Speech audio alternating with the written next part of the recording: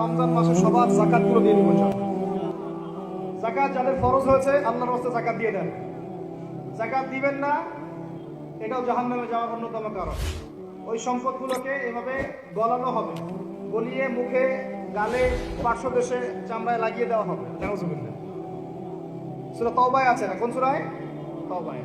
যাকাত দিতে হবে। কেউ যদি যাকাতকে অস্বীকার করে সে কাফের হয়ে যাবে।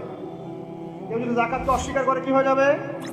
কাফের হয়ে যাবে। কেউ যদি মনে করে নামাজ ফরজ, নামাজ মানি, যাকাত মানি না, কি হয়ে যাবে? কাফের হয়ে যাবে।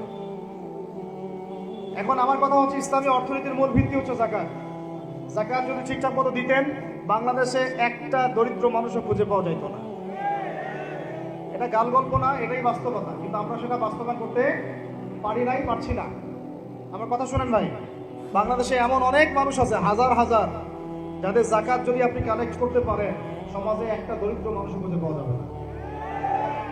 এমন একজন মানুষের যাকাত দিয়ে আপনি একটা গ্রামের মানুষকে খাওয়াইতে পারবেন।